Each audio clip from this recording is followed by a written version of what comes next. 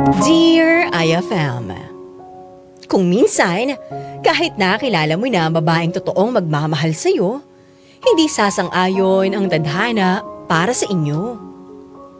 Ako nga pala si Marvy, 34 years old, isang simpleng businessman nagmamay-ari ng isang maliit na negosyo. Kapag nagpapahinga ako galing trabaho, nakikinig ako sa Dear IFM. Nare-relax ako mayora habang pinapakinggan ko ang magagandang kwento dito. At kung minsan, nadadala ako sa emosyon dahil punong-puno ang mga kwento ng ito ng puso. Kaya naman bumalik sa alaala ko ang isang nakaraan ko. At napagdesisyonan ko ibahagi sa inyo ang sarili kong kwento. Bakit ngayon ko lang dumating? Saan ka naman nanggaling? Pwede ba, Marvy? Kararating ko lang dito sa bahay. Huwag mo muna akong tanungin. Pagod ako. Bakit ka naman mapapagod? Nakakapagod ba yung ginawa mo ng kasama mo? Hindi ko alam kung ano yung sinasabi mo. Huwag mo nga akong ginagawang tanga, Cristel. Alam ko niloloko mo ko. Alam kong may kabit ka. Patunayan mo muna yung sinasabi mo bago ka manise. Ang problema sa'yo, nagbibintang ka lang. Ganon? Gusto mo pakitaan pa kita ng pruweba? Oh, tignan mo tong nasa cellphone ko. Sino yung babaeng may ka-holding hands yan? Di ba ikaw yan? Sino nagbigay sa'yo ng picture Hindi niya? na importante kung sino mang nagpadala sa akin yan. Ang malinaw dito, nagsisinungaling ka. Meron talagang mga taong pakialamero. Bakit ba hindi na lang buhay nila yung pakialaman nila? Alam mo, nagmamalasakit lang yung tao sa akin. At wag mo nga iniiba yung usapan. Pinagtataksilan mo ko. Sabihin mo sa akin, bakit mo to ginagawa? Saka na lang natin pag-usapan to. Pagod ako, Marvy. Baka pwedeng magpahinga na muna ako. Ang kapal naman ng mukha mo, Cristel. Gusto mo pa talaga magpahinga pagtapos kitang mabuko? Hindi ka man lang nahiya sa mga anak mo? Bakit? Ikaw nga yung dapat mahiya sa akin eh. Magandang buhay yung ipinangako mo sa akin, Marvy. Pero nagawa mo ba? Hindi! Galing. Galing mo talaga. Palusot mo lang yan para may maidahilan ka sa mga kasalanan mo. Ano mang pagkukulang ko, hindi yan excuse para lokohin mo ko. Wala akong pakialam.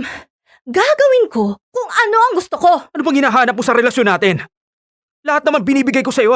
Nagsakripisyo ako, nagpakapagod ako para sa pamilya natin. Pero hindi sapat sa akin yung mga sakripisyo mo. Lumaki akong prinsesa sa pamilya ko. Alam mo yan.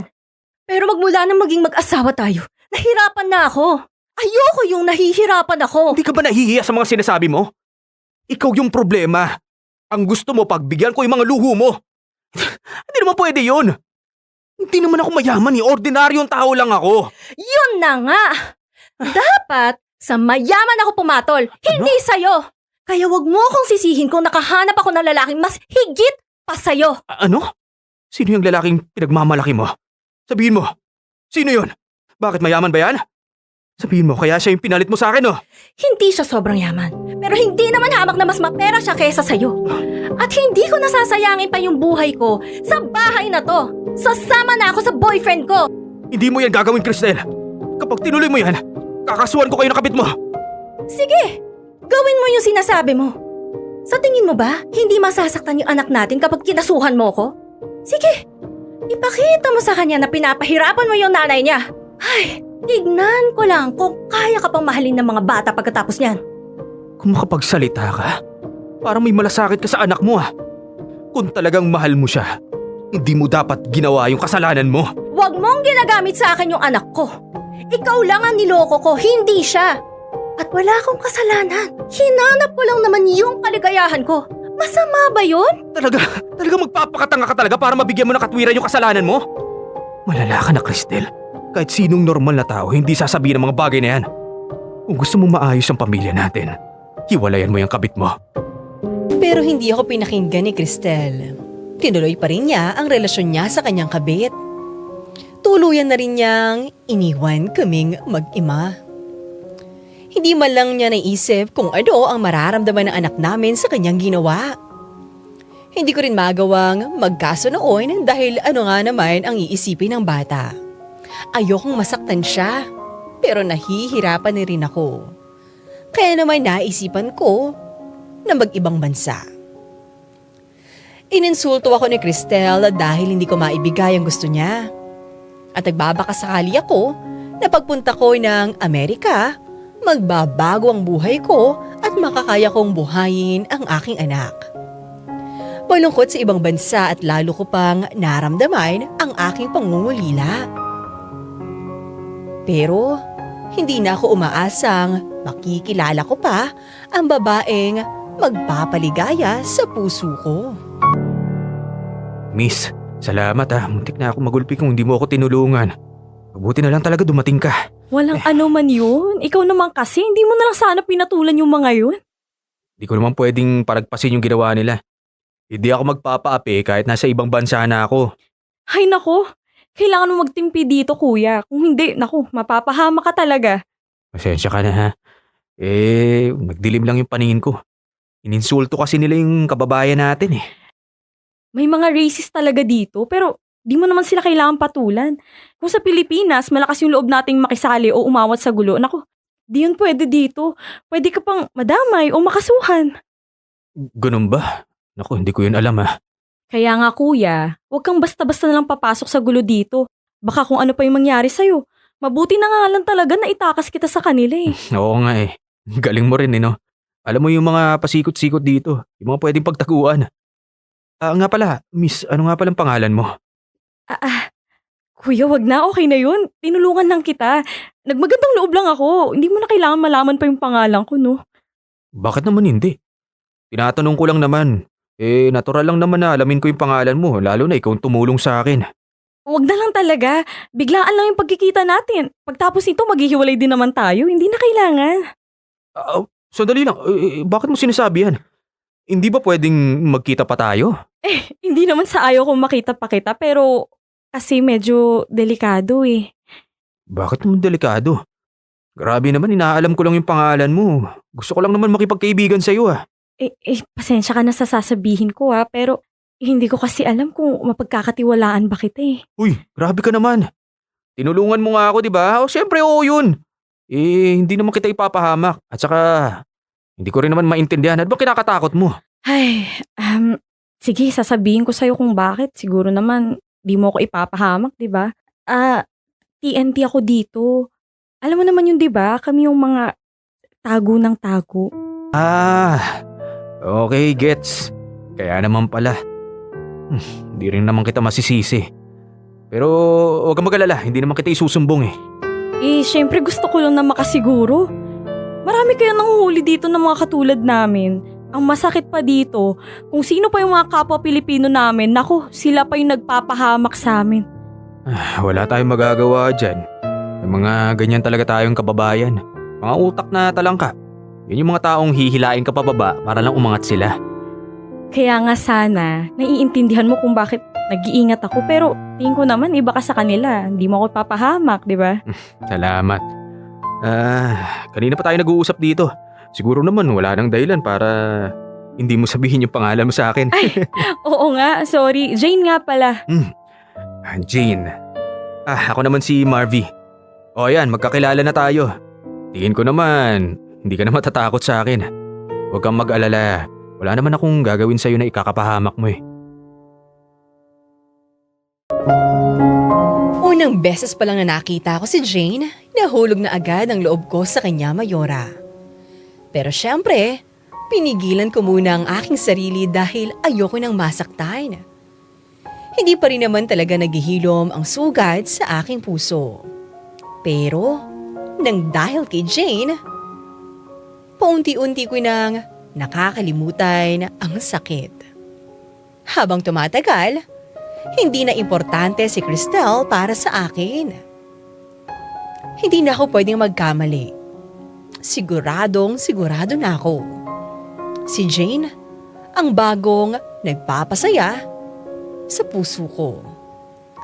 Siya na ang bagong nilalaman ng aking isipan. Kaya naman hindi ko na pinalagpas pa ang pagkakataon. Inamin ko na sa kanya ang aking nararamdaman. Na mahal ko siya at sana mahalin rin niya ako. Wow, Marvy! Ang sarap naman ng mga pagkain dito sa restaurant na to. Salamat ha! Wala yun. Siyempre, dadalhin ba naman kita sa kainan na hindi masarap ang pagkain? Oh, ano? Saan mo ba gustong pumunta pagkatapos? Ay, wag na. Hindi mo naman kailangan gawin para sa akin yan. Tsaka, alalahanin mo magpapadala ka pa sa mga anak mo. Sus, huwag mo nang alalahanin yon. May natabi naman ako eh. Pinagandaan ko talaga yung panlilibre para sa babaeng mahal ko. Ikaw talaga? Di ko nga alam kung ano ba yung nakita mo sa akin eh. Ikaw lang yata yung nagkagusto sa isang katulad ko. Uy, ano ka ba? Huwag mong sinasabi yan. Wala namang problema sa'yo. Saka huwag mong minamalit yung sarili mo. Ang ganda-ganda mo nga eh. Lalo na kapag nakikita ko yung mga ngiti mo. Bakit ba ang ganda-ganda kasi ng ngipin mo? Yan ba? Meron kasi akong ginagamit na toothpaste so nasa Pilipinas pa ako. Goodbye sa tooth decay, unique toothpaste every day. Ang galing naman ng toothpaste na yan. Kaya pala kita lalong nagugustuhan eh. Bakit mo ba ako nagustuhan, Marvy? Problema lang yung makukuha mo sa akin. Magiging pabigat lang ako sa'yo. Uy, ano ka ba? Kahit kailan, hindi ko iisipin sa'yo yan. Mahal na mahal kita. Kaya kahit kailan, hindi ka magiging problema sa akin. Marvy, baka nakakalimutan mo. Pareho tayong may sabit. May asawa ka at may kinakasama rin ako sa Pilipinas. Ano ka ba? Huwag mo nang isipin yan. Yung asawa ko, matagal na rin walang pakialam sa akin yun. Kaya ako rin, hindi na rin siya laman ng puso ko. Paano kung maging tayo, tapos nalaman niya yung tungkol sa atin, baka mamaya maghabol siya. Ay, kalma ka nga. Hindi yun. Hindi ko nakikita ang gagawin niya yun. Buong pagsasama namin, wala na akong nararamdamang pagmamahal sa kanya. Ang gusto niya nga, makawala na sa akin eh. Kaya malabong makipagbalikan yun sa akin kapag nalaman niyang may karelasyon na ako dito. Hindi mo pa rin kasi masasabi eh. May mga nababalitaan din ako, yung mga dating nang iwan. Sila pa yung galit, tapos nanggugulo dahil may bago na yung mga ex nila. Ano ba? Hindi ko hayaang guluhin ka ni Cristel. Ano yun? Siya lang yung may karapatang lumigaya. Pagkatapos ng ginawa niya sa akin. Hindi naman pwede yun, no? Iniisip ko rin si Bert. Ay naku, hindi niya ako basta-basta pakakawalan, Marvy. Kapag nalaman niya may ibang karelasyon ako dito, naku, siguradong magwawala yun. Baka guluhin niya pa yung pamilya mo sa Pilipinas. Alam mo, subukan niya lang at makikita niya kung anong hinahanap niya. Saka kalimutan mo na siya, ano ka ba? Sinasaktan ka nga ng lalaking yan, di ba? Baka naman bumalik ka pa sa kanya. Pero paano naman yung anak ko? Naku, baka idamay niya naman yung bata kapag nalaman niya yung tungkol sa atin. Hindi mangyayari yon. Kapag ginawa niya yan, mananagot siya sa batas. Alam mo, gagawin natin ang lahat ng paraan. Kaya huwag kang mawala ng pag-asa. Ang bait mo talaga sa akin, Marvy. Ano bang ginawa ko sa'yo para tulungan mo ako ng ganito? Nakalimutan mo na kaagad? Tinulungan mo ako nung bago pa lang ako dito. Sinusuklian ko lang yung ginawa mo para sa akin. At hindi lang yan. Iniligtas mo ako sa sakit ng pinagdadaanan ko nang dahil sa ginawa sa akin ng asawa ko. Iniligtas mo rin ako sa nararanasan kong kalungkutan dito, Marvy. Kinumpleto mo yung buhay ko. Aaminin ko, may nararamdaman na rin ako para sa'yo. Ibibigay ko na rin yung sagot ko sa'yo. Oo, Marvy, mahal na rin kita. Hindi ko akalain sa pagpunta ko sa ibang bansa ay makikilala ko pa ang babaeng para talaga sa akin. Aaminin ko, muntikan na akong sumuko doon. Hindi na ako maasang meron pang babae na darating para sa akin. Yung magmamahal sa akin ng totoo. Mayora, naging masaya ulit ako at pakiramdam ko naging kumpleto ako nang dahil kay Jane. Hindi ko na maramdaman ang pangungulila ko sa ibang bansa dahil kasama ko ang babaeng mahal ko. Sana Mayora tuloy-tuloy na to. Sana habang buhay. Sana magkasama kaming dalawa at kahit kailan hindi niya ako iwan. Mahal na mahal ko si Jane at masaya ako sa relasyon naming dalawa. Pero syempre, wala naman sigurong perpektong relasyon. Hindi maiiwasang nagkakaroon din ng problema. Kung minsan, nahihirapan akong kasama siya dahil bigla-bigla na lang siyang natatakot at pakiramdam niya may sumusunod sa kanyang taga-immigration at huhulihin siya. Syempre, tinatago ko na lang yung inis ko dahil naaapektuhan yung lakad namin. Pero kailangan kong intindihin ang kanyang sitwasyon, Mayora. May mga sandaling nakukulitan ako sa kanya kapag umuutang siya sa akin ng pera. Lalo na't hindi naman niya ako nababayaran. Pero hanggat makakaya ko, magtitiis pa rin ako para kay Jane. Dahil mahal na mahal ko siya. Oy, Marvy! Mukhang masaya tayo ngayon Abot langit yung ngiti mo Siyempre naman, Chris. Ano ka ba? Magkasama lang kami ni Jane kahapon. Alam mo naman, iba talaga kapag nasa tabi mo yung mahal mo. Kaya naman pala. Sobrang in love na naman dyan yung kaibigan ko sa jowa niya, ano? Hindi mo rin ako masisisi, pare. Alam mo, pagkatapos ng pinagdaanan ko sa ex ko, ngayon na lang ulit ako sumaya. Wala ka naman pinagsisisihan sa relasyon mo ngayon. Pare, tandaan mo kasal ka pa rin sa asawa mo. O ano naman, wala namang pagmamahalan sa aming dalawa. Papel na lang yung nag-uugnay sa amin. Sa tingin mo ba, hindi kayo magkakaproblema niyan? Malinaw naman yung usapan namin ni Crystal eh. Wala na kaming pakialam sa isa't isa. Ang kapal naman ng mukha niya kung guguluhin niya pa kami ni Jane. Naisip ko lang naman, Marvy, baka maghabol yung asawa mo. Siguradong masakit sa ulo yun kapag nagkataon. No, oo nga eh. Yan nga inaalala ni Jane eh. Pero ang sabi ko sa kanya, huwag na niyang isipin yun. Alam mo naman yung girlfriend ko. Madaling mapraning. Kahit sa mga maliliit na bagay, Diyos ko. Yung tungkol nga pala dyan, huwag ka sana magagalit sa itatanong ko sa'yo Bakit naman ako magagalit? Alam mo, ikaw yung unang naging kaibigan ko dito. Ano ba yan? Tanong mo lang. Alam kong masaya ka kay Jane, pero sigurado ka ba sa kanya? Wala ka bang pinagsisisihan sa pagkakaroon mo ng relasyon sa kanya? Ano ba namang klaseng tanong yan, Chris? Siyempre wala no, mahal na mahal ko si Jane. Pero hindi ka ba nahihirapan sa kanya, pre? Alam mo na yung sitwasyon niya, di ba? Hindi normal lang buhay ng isang TNT, alam mo yun? Alam ko. Nanggap ko naman yun eh. Mahal ko ang isang babaeng TNT. Alam ko naman yun umpisa pa lang eh. Alam ko yung sitwasyon na pinasok ko. Nako pare, baka ngayon mo lang nasasabi yan kapag tumagal na, saka ka na magdadalawang isip sa kanya. Chris naman. Huwag mo naman akong ganyanin pare. Wala namang masamang ginagawa sa'yo si Jane Pare, chill. Wala akong personal na galit sa'yo magkalinuwan tayo. O kahit sa kanya, kahit kay Jane. Pero ang sinasabi ko lang, dahil nagmamalasakit lang naman ako sa'yo bilang kaibigan mo. Wag na natin pag-usapan yan. Nakakainit lang ng ulo eh. Baka mamay mag-away pa tayo dahil dyan eh. Siguro naman pare, kahit papaano, nararanasan mo na rin. Aminin mo na lang sa akin nahihirapan ka na rin sa relasyon nyo. Ayokong sabihin yan. Mahal ko si Jane. Pero aaminin ko, oo.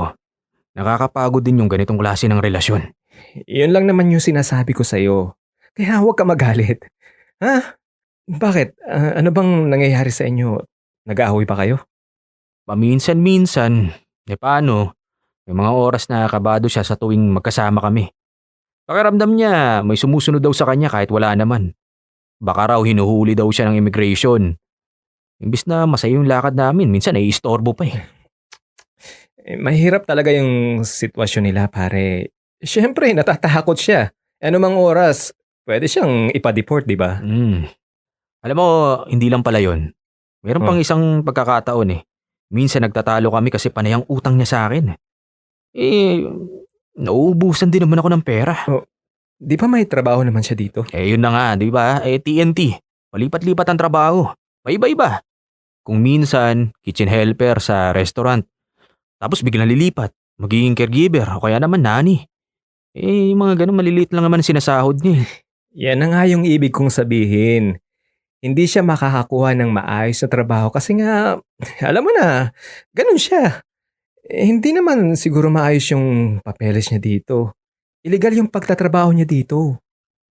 Kaya lalong hindi ko siya pwedeng iwanan dito. Alam ko nagmamalasakit ka lang sa akin, pero tinanggap ko na kung anong sitwasyon namin eh. Mahal ko na siya. At kahit kadikit na niya yung mga problema, hindi ako bibitaw sa kanya, no? Isa si Chris sa mga kaibigan ko magmula nang dumating ako sa bansang ito. Ayoko rin namang maging masama ang loob ko sa kanya dahil alam kong mabuti siyang kaibigan at sigurado ako na kahit kailan hindi niya ginusto na mapahamak ako. Alam kong nag-aalala lang siya sa akin at baka mamroblema pa ako lalo kay Jane. Nasasaktan lang ako dahil parang negatibo ang tingin ng isang kaibigan sa babaeng minamahal ko.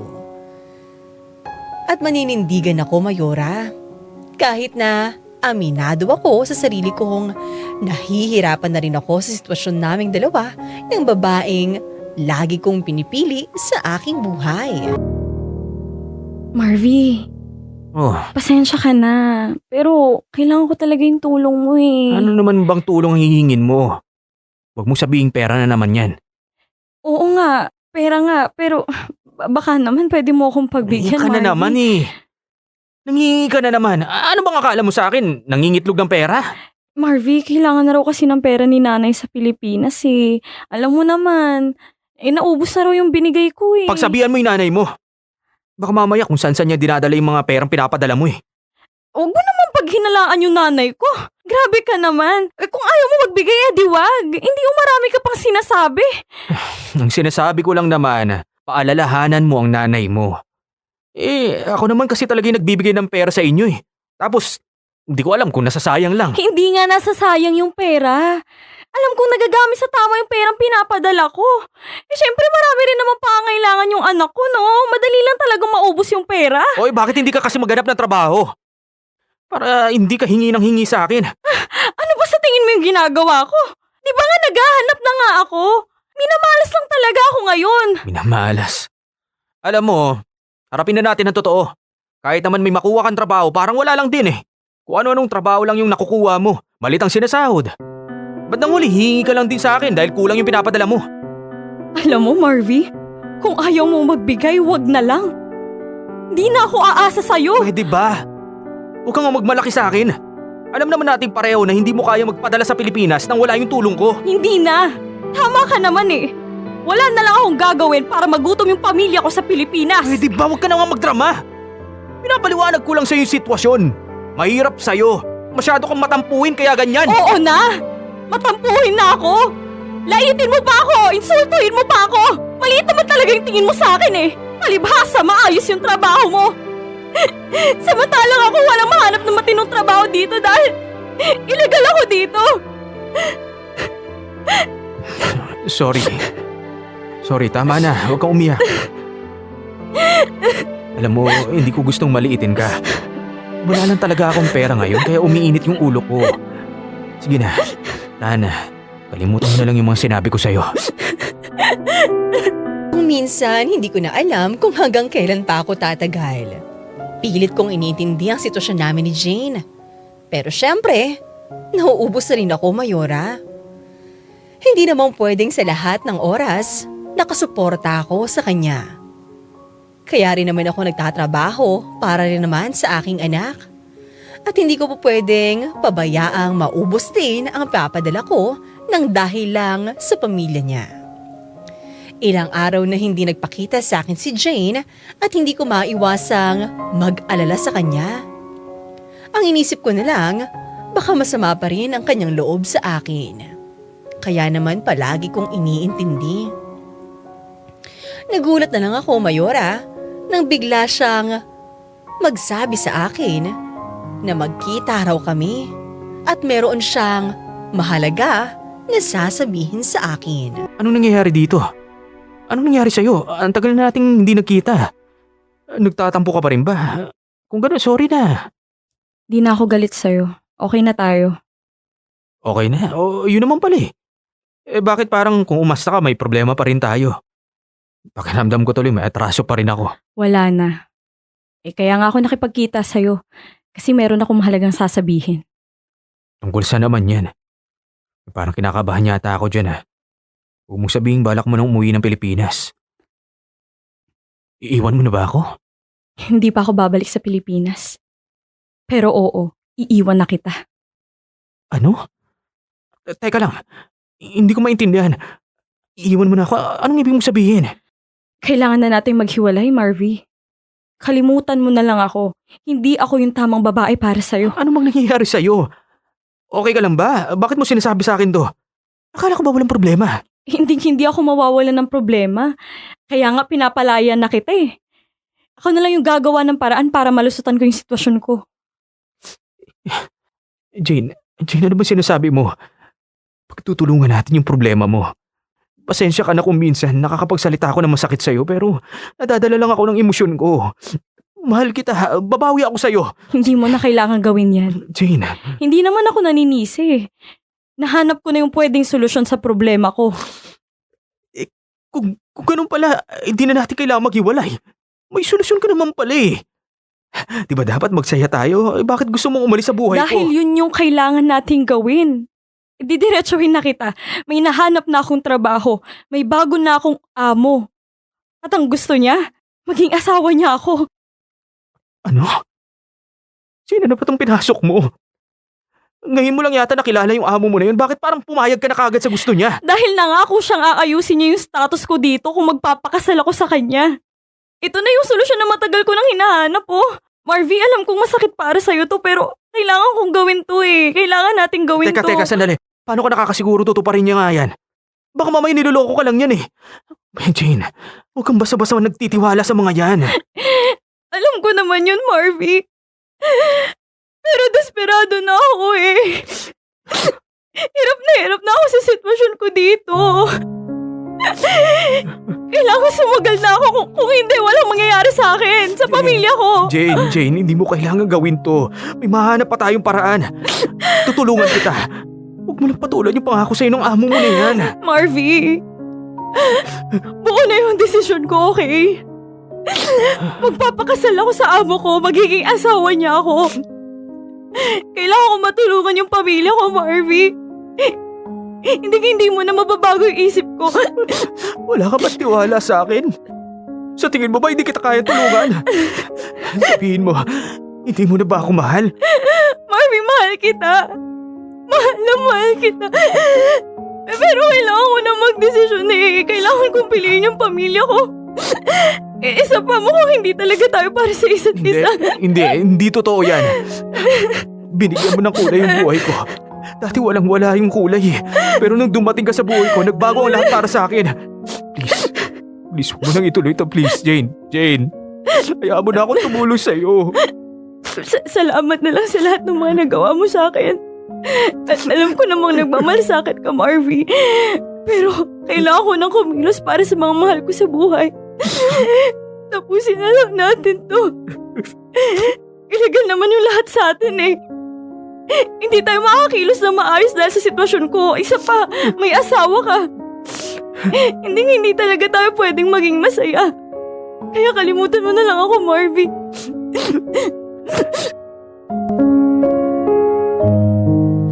Ang akala ko, Mayora, nakilala ko na ang babaeng para sa akin at makakasama ko habang buhay.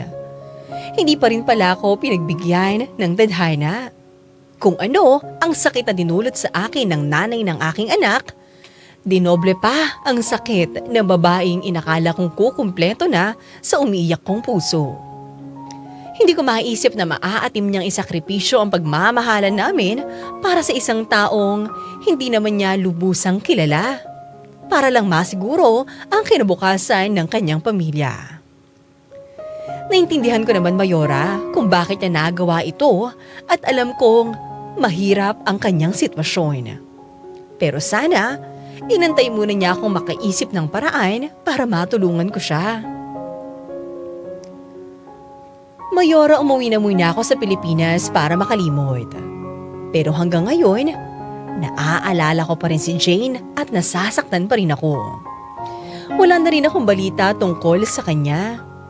Hindi ko alam kung may posibilidad ba na napapakinggan niya ang aking kwento ngayon. Pero nagbabakasakali ako, Mayora, na sana magpakita ulit si Jane sa akin. Jane, ikaw pa rin ang hinahanap ng aking puso. Kaya sana magkita muli tayo. Maraming salamat, Dear IFM at Mayora Iska Morena sa pagbasa ng aking kwento. More power po sa inyong programa. Hanggang sa muli, nagmamahal, Marvy.